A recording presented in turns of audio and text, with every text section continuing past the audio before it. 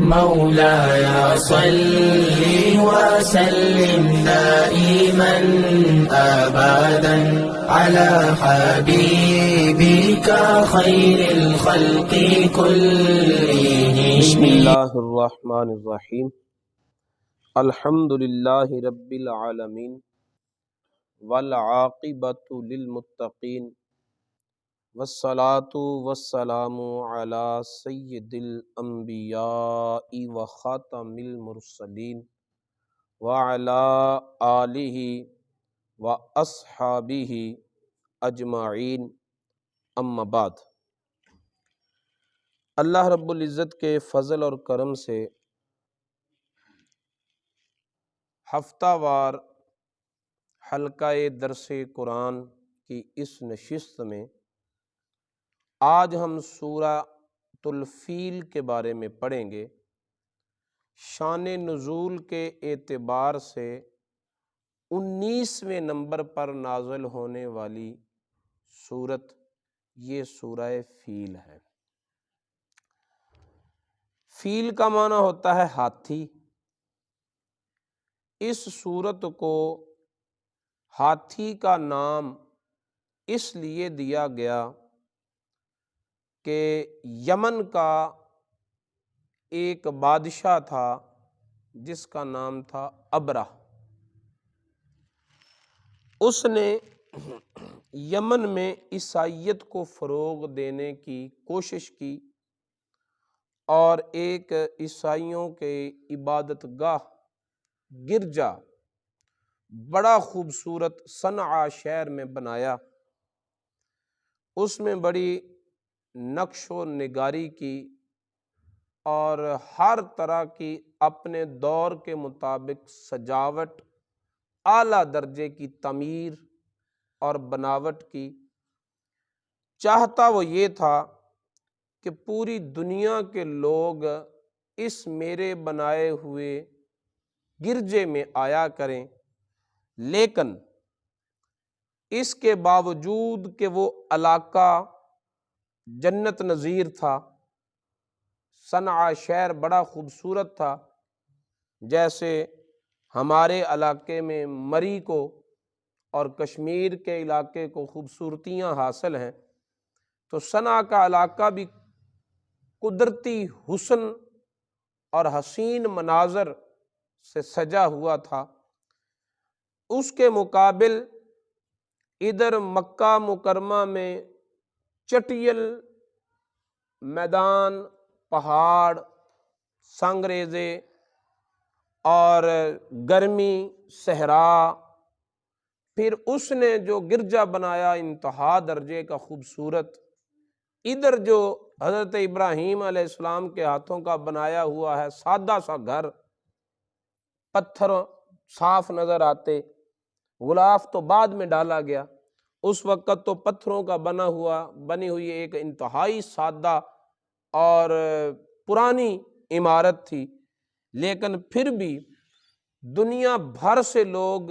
کھنچے چلے آتے حج کے دنوں میں اس سادہ سے گھر کی طرف، اور اس کے بنائے ہوئے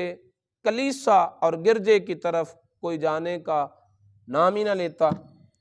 اسے بڑی تکلیف اور حسد ہوا۔ اس نے ساری دنیا عرب میں اعلان کروایا کہ دیکھو میں نے تمہارے لیے کتنا خوبصورت عبادت کا گھر بنایا ہے، تم لوگ یہاں آؤ، اور اس گھر کی کامیابی کے سامنے آنے والی ہر دیوار میں گرا دوں گا۔ اگر وہ گھر اس گھر کے ناکامی کی وجہ ہے تو میں اس گھر کو بھی گرا دوں گا۔ جب یہ اعلان اس نے کروایا تو بنو کنانہ خاندان کے کچھ نوجوان تھے، ان نوجوانوں میں سے ایک نوجوان نے رات کے وقت اس کے گرجے کے اندر جا کر پخانہ کر دیا، یہ بتانے کے لیے کہ تو جو گھر بنا کر اللہ کے جس گھر سے مقابلہ کروا رہا ہے نا، اس گھر کے مقابلے میں تو یہ جگہ پخانے کے لائق ہے، اس گھر کی عزتوں کا مقابلہ یہ گرجا نہیں کر سکتا۔ وہ بہت غصے ہوا، اور ایک روایت میں یہ بھی آتا ہے کہ بنی کنانہ کے لوگ تھے، انہوں نے اس گھر کو آگ لگا دی، اس گرجے کو، کیونکہ وہ کعبے کا مقابل بن رہا تھا۔ اور ایک روایت یہ بھی ہے کہ کچھ لوگ اس کے بنائے ہوئے گرجے کے قریب مسافر تھے، انہوں نے پڑاؤ کیا، رات ٹھہرے، اور رات کو اپنا کھانا بنانے کے لیے انہوں نے آگ جلائی، اور ہوا کے ذریعے، آندھی کے ذریعے کوئی چنگاری اڑی اور اس کے بنائے ہوئے گرجے میں جا گری، آگ لگ گئی اور وہ جل کر خاکستر ہو گیا۔ ابرہہ جو تھا وہ، یہ کوئی ایک وجہ تھی یا ساری وجوہات ہی اکٹھی ہو گئیں، مل گئیں، بہرحال اس نے اعلان کر دیا کہ اب میں ایک بہت بڑا لشکر لے کر آؤں گا اور عرب میں موجود اس گھر کو، عبادت خانے کو گرا دوں گا۔ جب وہ لشکر لے کر چلا تو پیدل فوج، گھڑ سوار فوج، یہ تو عام معروف تھیں عرب میں، ہاتھیاں عرب کے لوگوں نے کہیں نہیں دیکھی ہوئی تھی، وہ اس لشکر میں ہاتھیاں بھی لے کر آیا، تقریباً 9 یا 12 ہاتھی اس لشکر میں شامل تھے۔ راستے میں کچھ لوگوں نے اس کا مقابلہ کیا لیکن وہ شکست کھا گئے۔ خانہ کعبہ، بیت اللہ شریف کی حرمت اور اس کے تقدس کی بنا پر کچھ لوگوں کی غیرت ایمانی جو تھی یا اس گھر کے ساتھ جو محبت تھی، اس کی وجہ سے اس کے سامنے آئے، مقابلہ کیا، لیکن وہ شکست کھا گئے۔ وہ جب طائف میں پہنچے تو طائف میں بھی ایک مندر تھا جس میں لات بت، لات و منات، لات بت نصب تھا، تو طائف والے پہلے ہی جا کر اس کو ملے اور کہنے لگے کہ جس گھر کو تو گرانے آیا ہے نا، وہ یہ نہیں ہے، وہ آگے ہے، اور ہم تیرے مقصد میں کامیاب کرنے کے لیے تیرے ساتھ ہیں، جس طرح کا تعاون چاہیے وہ لے لے، لیکن ہمارے مندر کو کچھ نہ کہنا۔ یعنی طائف کے لوگ اللہ کے گھر کے ساتھ شروع دن سے ہی اتنے وفادار تھے۔ اللہ کے محبوب کو بھی ستایا ان لوگوں نے۔ خیر، جب وہ مکہ کے قریب پہنچا تو انہوں نے لوگ وہاں پر موجود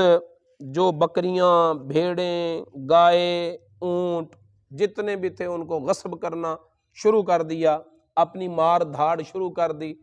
اپنی کاروائی جو ہے وہ اسے عملی جامہ پہنا دیا، اور ایک شخص کو بھیجا کہ اس وادی کا جو سردار ہے اس کا پتہ کرو اور اسے میرے پاس بلا کے لاؤ۔ انہوں نے کہا کہ اس وادی کا جو سردار ہے اس کا نام ہے عبد المطلب۔ عبد المطلب سے بات کی کہ وہ تجھے ملنا چاہتا ہے۔ حضرت عبد المطلب اسے ملنے کے لیے گئے۔ حضرت عبد المطلب نبی پاک صلی اللہ علیہ وسلم کے دادا جان تھے، نور محمدی ان کی پشت میں رہ چکا تھا، اس کی نورانیت اور تابناکیاں ذوفشاں تھیں۔ تو حضرت عبد المطلب جب ابرا کے خیمے میں داخل ہوئے تو آپ کا رعب اور جلال جو تھا، آپ کی شخصیت کا وقار جو تھا، وہ اس پر غالب آ گیا، اور وہ اپنے تخت سے اٹھ کر نیچے زمین پر حضرت عبد المطلب کے ساتھ بیٹھا۔ ابرہہ، یہ ابرا کی مہمان نوازی یا کوئی حسن اخلاق نہیں تھا، بلکہ یہ حضرت عبد المطلب کے حسن اور رعب کا جلال تھا۔ وہ آ کر حضرت عبد المطلب کے پاس بیٹھ گیا اور کہنے لگ،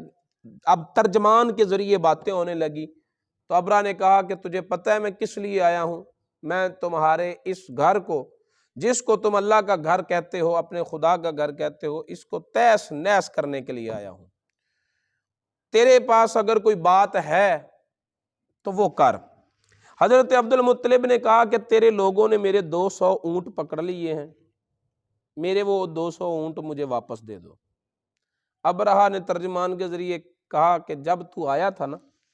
تو تیری عزت اور تیری تعظیم میرے دل میں پیدا ہوئی تھی، لیکن اب تو نے جو بات کی ہے نا تو تیری اس بات سے میرے دل میں تیرے لیے کوئی عزت نہیں رہی کہ دیکھو تو صحیح کہ میں کرنے کیا آیا ہوں، اور تجھے اس گھر کی فکر نہیں ہے جس گھر کی وجہ سے تیری عزت ہے۔ تجھے اپنے 200 اونٹوں کی پڑی ہوئی ہے، تو مجھ سے اپنے 200 اونٹ مانگ رہا ہے اور مجھ سے کوئی درخواست نہیں کر رہا، کوئی اپیل نہیں کر رہا کہ اس گھر کو کچھ نہ کہنا، اس گھر کے بارے میں کوئی بات نہیں کر رہا تو، اور تو بات کر رہا ہے تو اپنے 200 اونٹوں کی کر رہا ہے۔ تو حضرت عبد المطلب نے کہا کہ میں مالک ہوں 200 اونٹوں کا، اس لیے میں بات کروں گا اپنے اونٹوں کی، اس گھر کا بھی ایک مالک ہے، وہ خود اپنے گھر کی حفاظت کر لے گا، ٹھیک ہے؟ تجھے پتہ نہیں، ہمیں پتہ ہے کہ اس گھر کا بھی ایک مالک ہے، میرے 200 اونٹ ہیں، میں اپنے 200 اونٹوں کی بات کروں گا، اس گھر کا مالک ہے، وہ اپنے گھر کی حفاظت خود کرے گا۔ اس نے اونٹ چھوڑ دیے، حضرت عبد المطلب اونٹ لے کر واپس آئے اور اپنی قوم سے کہا کہ اگر ہم سب مل جائیں نا پھر بھی اس کا مقابلہ نہیں کر سکتے، لشکر اتنا بڑا ہے، 12,000 کا لشکر تھا، ہزاروں، اتنا بڑا لشکر کبھی اہل عرب نے دیکھا ہی نہیں تھا، اتنا بڑا وہ لشکر لے کر آیا۔ اور پھر ہاتھیوں والا جو سین تھا یہ تو بالکل نیا جانور تھا اہل عرب کے لیے، انہوں نے تو ایسے جانور دیکھے ہی نہیں تھے، چونکہ یہ نئی چیز تھی ان کے لیے، اس لیے اس لشکر کو اصحاب الفیل کہا گیا کہ ہاتھیوں والا لشکر، ہاتھی ایک نئی چیز تھی ان کے لیے، اہل عرب کے لیے۔ حضرت عبد المطلب رضی اللہ تعالیٰ عنہ اپنے چند ساتھیوں کے ساتھ آئے، کعبہ معظمہ کی چوکھٹ کو پکڑا، اللہ رب العزت کی بارگاہ میں دعا کی کہ یا اللہ، اپنے ہر شخص اپنے گھر کی حفاظت کرتا ہے، تو بھی اپنے گھر کی حفاظت فرما، اور اگر تو نے اپنے گھر کی حفاظت نہیں کرنی تو پھر جیسے تیری مرضی تو کر۔ تو باقی ساری اپنی قوم سے کہا کہ تم پہاڑوں پر چڑھ جاؤ، اپنی حفاظت کرو، کہیں تمہیں تہس نہس نہ کر دیں، کہیں یہ تمہیں نقصان نہ پہنچائیں۔ ساری قوم کو لے کر حضرت عبد المطلب پہاڑوں پہ چڑھ گئے، اور اگلے دن ابرہہ جو تھا وہ لشکر لے کر بڑا بیت اللہ شریف کی طرف، اس کا ایک جو سردار ہاتھی تھا، ہاتھیوں کے لشکر کا جو سردار تھا، اس ہاتھی کا نام اس نے رکھا ہوا تھا محمود۔ جب اسے بیت اللہ شریف کی طرف کر کے چلایا جاتا تو وہ قدم ہی نہ اٹھاتا، بیٹھ جاتا، اسے مارا جاتا، اسے زخمی کیا جاتا، لیکن وہ کعبے کی طرف نہ چلتا، جب کسی اور طرف موڑتے تو وہ اٹھ کر دوڑنے لگتا، جب کعبے کی طرف رخ کرتے تو وہ بیٹھ جاتا۔ یعنی اس ہاتھی نے بھی بتا دیا کہ جانوروں کے دلوں میں بھی اس گھر کی عزت ہے، سمجھ جاؤ، سمجھ جاؤ۔ لیکن وہ باز نہ آئے، انہوں نے اس ہاتھی کو وہیں چھوڑا، باقی ہاتھیوں کو لے کر آگے بڑھے۔ جب وہ آگے بڑھے تو پھر اللہ رب العزت نے اپنی فوج بھیجی، ہاتھیوں والے اتنے بڑے لشکر کے مقابلے میں چھوٹے چھوٹے پرندے جنہیں ابابیل کہا جاتا ہے وہ بھیجے، اور وہ اتنی تعداد میں آئے کہ آسمان پر چھاؤں ہو گئی، جیسے بادل آ جاتا ہے۔ ہر پرندے کے پاس 3 کنکر تھے، اور وہ کنکر جو تھے وہ مسور کی دال ہوتی اس کے برابر چھوٹے چھوٹے، لیکن وہ کنکر تھے جہنم کی آگ میں پکائے ہوئے، اور جہنم کے ایندھن سے تیار کیے ہوئے وہ ایٹم بم تھے، ایک ان کی چونچ میں، 2 ان کے پنجوں میں، ہر پرندے کے پاس 3 وہ کنکر تھے۔ آ گئے اور پھر اوپر سے جب کنکریاں کی بارش ہوئی، کوئی نشانہ خطا ہو سکتا ہی نہیں تھا، یہ فوج اللہ کی فوج تھی۔ وہ کنکر ہاتھی پر سوار شخص کے سر میں لگتا، پورے بدن کو چیرتا ہوا اس کے سواری کے جانور کو چیرتا ہوا زمین کی تہہ تک چلا جاتا، اس طرح کا کنکر تھا، اور اس کنکر کے لگنے سے جو انہیں تکلیف ہوتی فوراً جسم گلنے سڑنے لگتا۔ وہ بڑی منظم فوج جو تھی، صف بصف لشکر جو تھے، وہ ایسا انتشار کا شکار ہوئے کہ انہیں پتہ نہیں چلتا تھا کہ ہم نے بھاگ کر جانا کدھر ہے، جدھر منہ لگتا ادھر ہی دوڑتے اور بدحواسی کا شکار ہو گئے۔ بہت سارے لشکری وہیں مارے گئے، کچھ چند افراد جن میں ابرہہ بھی تھا وہ بھاگ کر صنعاء پہنچنے میں کامیاب ہو گیا، واپس پہنچنے میں صنعاء۔ لیکن حالت کیا تھی، یہ ابرہہ شخص کڑیل جوان اور انتہا کا خوبصورت تھا، لیکن جب مکے کو سے آیا، اللہ کے گھر کو گرانے کے لیے آیا اور اس عزم سے آ کر واپس پلٹا، تو اس کا جسم جو تھا وہ جسم سے گوشت بھر رہا تھا، جھڑ رہا تھا، اور پیپ بدن سے نکل رہی تھی اور بدبو آ رہی تھی زخموں سے، اور جتنے لوگ گئے تھے سارے کے سارے ہلاک ہو گئے، کچھ وہاں موقع پر ہلاک ہو گئے اور کچھ صنعاء پہنچ کر ہلاک ہو گئے، اور وہاں کے لوگوں نے بھی دیکھ لیا کہ اس گھر کی طرف جو بری نگاہ کرتا ہے اس کا انجام یہ ہوتا ہے۔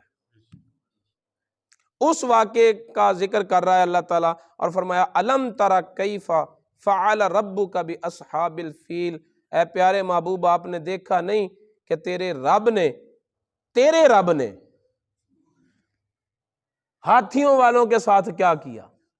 تیرے رب نے، اس مقام پر اللہ نے اپنی ذات کی نسبت جو ہے نا مصطفیٰ کریم صلی اللہ علیہ وسلم کی طرف کی ہے۔ اس میں اشارہ ہے ایک بڑا لطیف، اور وہ اشارہ یہ ہے کہ دیکھو جو ابرہہ تھا وہ عیسائی تھا، عیسیٰ علیہ السلام کا کلمہ پڑھتا تھا اور انجیل اللہ کی نازل کی ہوئی کتاب کو مانتا تھا۔ ادھر مکے والے جو تھے وہ بت پرست تھے اور انہوں نے اللہ کے گھر میں بت سجائے ہوئے تھے، یہ بت پرست تھے،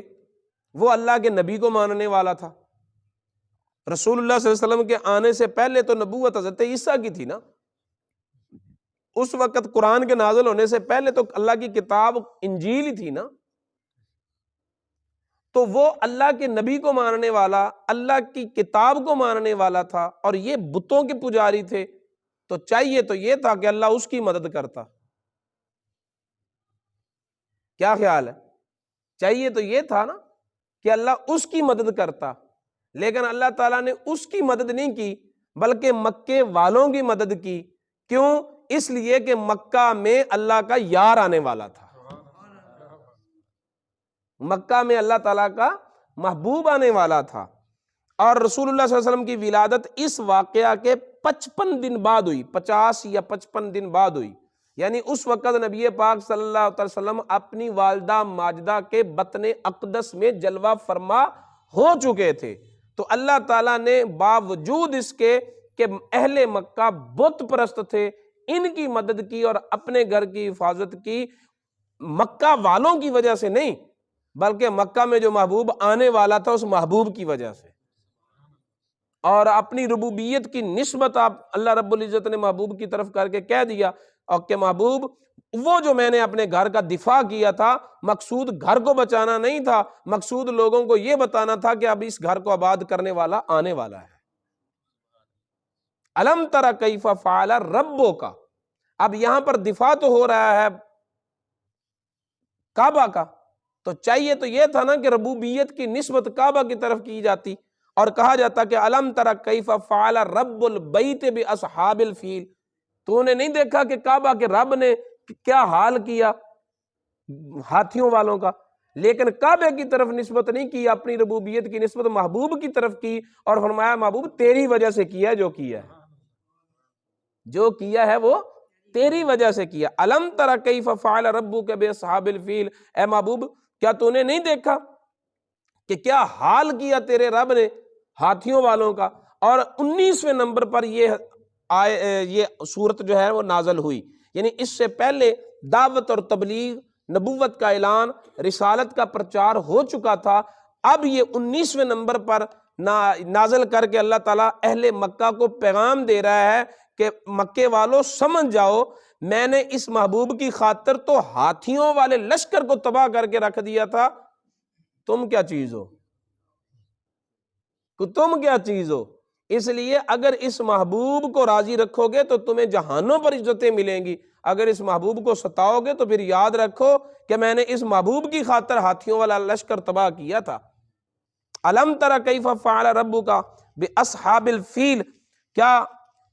تو نے نہیں دیکھا کہ کیا حال کیا تیرے رب نے ہاتھیوں والے لشکر کا؟ تو رسول اللہ صلی اللہ علیہ وسلم کی ولادت تو یہ بعد میں، اور اللہ تعالیٰ اپنے محبوب کو کہہ رہا ہے محبوب تو نے دیکھا نہیں، تو نے نہیں دیکھا کہ کیا حال کیا ہاتھیوں والے لشکر کا؟ مطلب یہ ہے کہ محبوب کا اس دنیا پر تشریف لانا یہ ایک مرحلہ ہے، اس دنیا پر تشریف لانے سے پہلے بھی اللہ تعالیٰ نے محبوب کو قوتیں، عزتیں، رفعتیں، مرتبے عطا کر رکھے تھے، اور اپنے محبوب کو اپنے جہانوں کی سیر کروا رہا تھا محبوب خدا کا رب تعالیٰ۔ فرمایا الم یجعل کیدہم فی تضلیل، کیا تیرے رب نے ان کی تدبیر کو تیس نیس کر کے نہیں رکھ دیا؟ وہ جو اتنا بڑا لشکر جرار لے کر آیا تھا اور کوئی امکان نہیں تھا کہ جتنے عزم کے ساتھ اور جتنے بڑے لشکر کے ساتھ آیا تھا کوئی اس کا مقابلہ کر سکتا، اس کے ہاتھوں سے کوئی بیت اللہ شریف کو بچا لیتا، کوئی امکان نہیں تھا، بظاہر ممکن کوئی صورت نہیں تھی، لیکن تیرے رب نے تیری خاطر دفاع کیا کہ نہیں کیا؟ تو جو رب تیری خاطر اپنے گھر کی حفاظت کر سکتا ہے تو گھر پیارا نہیں ہوتا، محبوب گھر سے زیادہ پیارا ہوتا ہے، گھر تو ہوتا ہی محبوب کے لیے ہے۔ فرمایا وَأَرْسَلَ عَلَيْهِمْ طَيْرًا أَبَابِيلَ، ان پر بھیجے تیرے رب نے پرندے ابابیل، ترمیہم بحجارۃ من سجیل، وہ پرندے پھینکتے تھے ان پر پتھر کے چھوٹے چھوٹے کنکر، فَجَعَلَهُمْ كَعَصْفٍ مَأْكُولٍ، تو بنا دیا اللہ تعالیٰ نے ان کو جیسے کھایا ہوا بھوسا ہوتا ہے، جانور کھانا چارہ چرتے ہیں نا، تو اس وقت ہریالی کا کیا رنگ ہوتا ہے، جنہوں پٹھے کہندے، پٹھے، ٹھیک ہے، آگ، شٹالا، جب کاٹ کر لاتے ہیں تو اس وقت اس کی صورت کیا ہوتی ہے،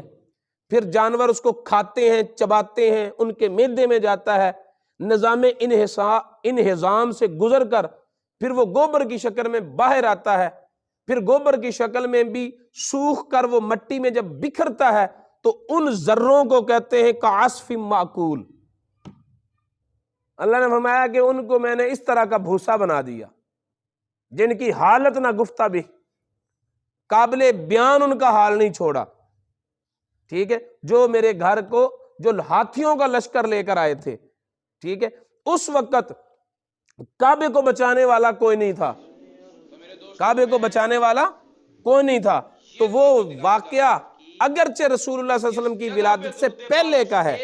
لیکن اتنا پرانا نہیں، اس واقعے کے عینی شاہد اس وقت موقعی زندہ اور حیات اور موجود تھے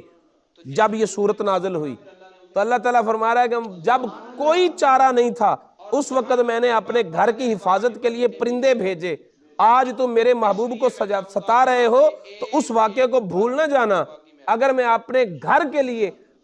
حضرت ابراہیم کی تعمیر کی حفاظت کے لیے اپنے لشکر غیبی بھیج سکتا ہوں تو اپنے محبوب جس کو میں نے اپنے دست قدرت سے خود بنایا ہے اس کی حفاظت کے لیے بھی لشکر غیب سے میں بھیج سکتا ہوں۔ یہ اہل مکہ کو تنبیہ کی گئی اور انہیں وارننگ دی گئی کہ دیکھ لینا اگر میں ان کو اپنے گھر کو بچانے کے لیے لشکر بھیج سکتا ہوں تو اپنے محبوب کے دفاع میں بھی لشکر بھیج سکتا ہوں، لیکن جب وہ ناباز آئے اور میدان بدر میں آ گئے تو پھر اللہ نے اپنے گھر کے لیے تو بھیجے تھے پرندے، اپنے گھر کے لیے بھیجے تھے پرندے، جب باری آئی اپنے محبوب کی تو فرمایا اب پرندے نہیں بھیجنے، اب فرشتے بھیجنے ہیں۔ پھر اللہ تعالیٰ نے زمین سے لشکر نہیں کوئی تیار کیا، نمرود نے اعلان کیا اپنی خدائی کا تو اس کے لیے بھیجا مچھروں کو، ابرہہ کے لیے بھیجا ابابیلوں کو، لیکن جب اپنے محبوب کی باری آئی تو پھر بھیجا فرشتوں کو۔ اور فرشتے لڑتے نہیں، معصوم ہیں، وہ جنگ نہیں کرتے، لڑتے نہیں، خون ریزیاں نہیں کرتے، انہیں لڑنا نہیں آتا۔ سورت انفال اور سورت توبہ پڑھیں، اس میں اللہ تعالیٰ باقاعدہ ٹریننگ دے رہا ہے فرشتوں کو کہ تم نے ان وَضْرِبُوهُمْ عَلَىٰ كُلِّ بَنَان، ان کے جوڑوں پر ضرب لگانا، ان کے جوڑوں پر مارنا۔ یعنی اللہ تعالیٰ نے فرشتوں کو ٹریننگ خود دی۔ کیوں؟ یا اللہ اب نہیں آ سکتے مچھر، اب نہیں ابابیل آ سکتے، اب کوئی اور پرندہ نہیں بھیجا سکتا، تیرے زمین کے لشکر ختم ہو گئے۔ فرمایا محبوب کی باری ہے، اب زمین سے کوئی نہیں آئے گا، لشکر میرے پاس بے بہا ہے، ہوائیں بھیج دوں، کسی کے لیے پتھر بھیجے، کسی کو اللہ تعالیٰ نے پانی میں غرق کیا، کسی قوم کو غرق کرنے کے لیے اللہ نے ہواؤں کو چلایا۔ لیکن جب محبوب کی باری آئی تو فرمایا اب میں نے معمولی چیزیں نہیں بھیجنی، اب آسمان سے فرشتوں کی قطاریں آئیں گی، فرشتے آئیں گے۔ تو یہ محبوب کی عزت کے لیے تھا۔ تو یہ وارننگ تھی کہ لوگوں اگر میں اپنے گھر کی حفاظت کے لیے غیبی لشکر بھیج سکتا ہوں تو اپنے محبوب کے لیے اور بھی لشکر میرے پاس موجود ہیں۔ تو جب اپنے گھر کی باریاں تھیں یا پہلی امتوں کی باریاں تھیں، پہلے نبیوں کے مواقع تھے، تو اس وقت آئے، کوئی کسی کے لیے پتھر آئے، کسی کے لیے ہوائیں آئیں، کسی کے لیے پانی کو عذاب بنا کر بھیجا گیا، کسی کے لیے کسی کو بندر بنا دیا گیا، کسی کو سور بنا دیا گیا، کئی عذاب تھے، سارے زمینی تھے۔ لیکن جب محبوب کی باری آئی تو محبوب کے لیے اللہ نے فرشتوں کو جو معصوم ہیں، پاک ہیں، انہیں بھیجا۔ آسمان سے ہزاروں فرشتے نازل کر کے بتا دیا کہ محبوب کی شان نرالی ہے۔ باقی سارے قصے اپنی طرف، محبوب کی عظمت اپنی طرف۔ اور اس صورت میں اللہ تعالیٰ نے اپنی ربوبیت کی نسبت بھی محبوب کی طرف کی، رب کا کہا، تاکہ دنیا کو پتہ چل جائے کہ یہ جو کچھ میں نے کیا تھا نا، یہ بتوں کو پوجنے والی قوم کو بچانے کے لیے نہیں کیا تھا، یہ اپنے محبوب کے لیے کیا تھا۔ اللہ تعالیٰ ہمیں قرآن سمجھنے کی اور قرآن کے ساتھ وابستہ رہنے کی توفیق عطا فرمائے۔ اللہ رب العزت کی بارگاہ میں دعا ہے کہ اللہ رب العزت قرآن پاک کے صدقے تمام حاضرین کی ساری مشکلات کو دور فرمائے۔ وما علینا الا البلاغ۔